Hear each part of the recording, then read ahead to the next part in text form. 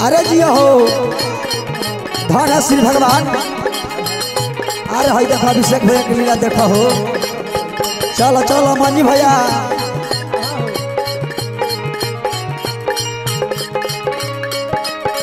अरे राजा हो जा हो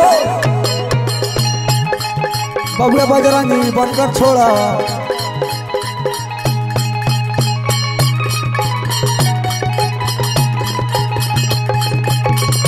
अरे धन है छोटू भैया।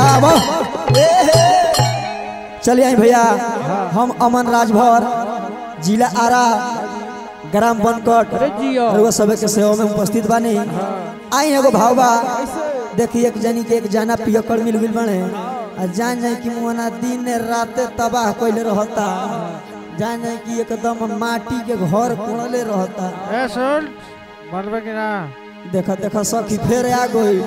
ए सखी देखा तड़ हमार भतारा तना पियकड़ मिल गई न कि एको एकदम घर में माटी तक ले रह देले। ए ते बजरंगिया के फोन रे बजरंगिया के देखा तड़ सखी कैसे ही बोलता।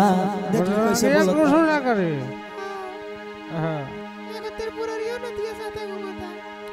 अरे एक संघतिया हो गेल मानस ए नाती के बेटा कर तू सुना अपन किसया शराबी आवेला रोज रात में।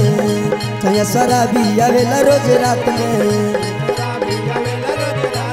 सया शराबी आवेला रोज रात में। रोज पिटाला जूता चप्पलात से कि अपनवले बनाया टेक्निक।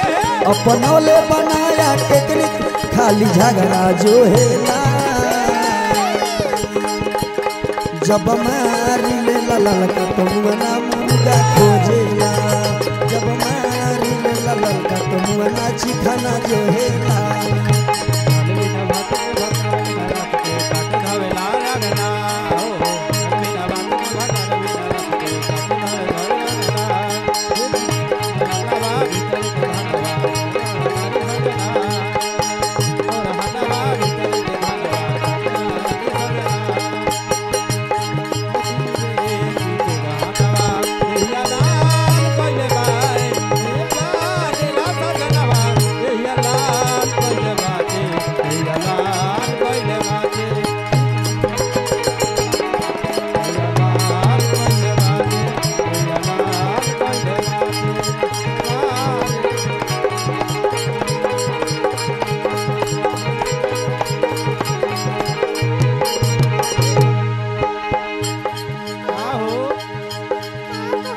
कतनो मनाई बाकी मनला न बतिया।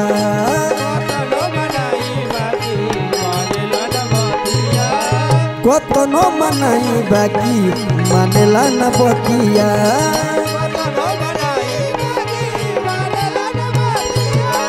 रखल बा जवार भर में चर चर गो संघतिया।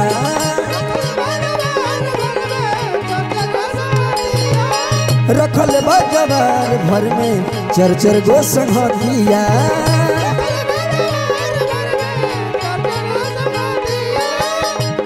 जब पिएला तो उल्टा सीधा राह में बोलेला।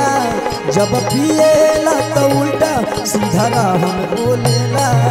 जब मार लेला ललका तमुना मुर्गा खोजला। जब मार लेला ललका तमुना चिखाना जो हेला।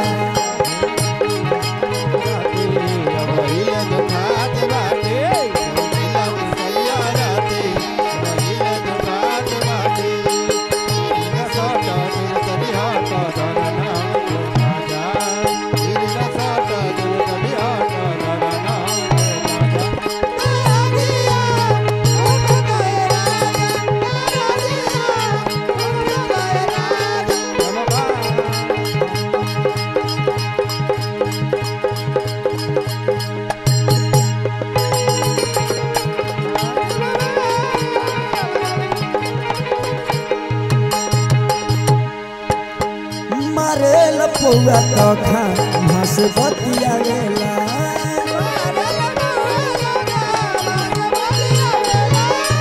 मारेल महुआ तो खा घास बतिया गेला।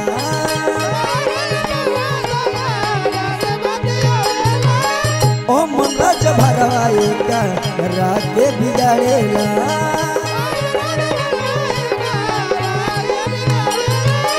ओ मुन्ना जब भरवाए का राके बिगाड़ेला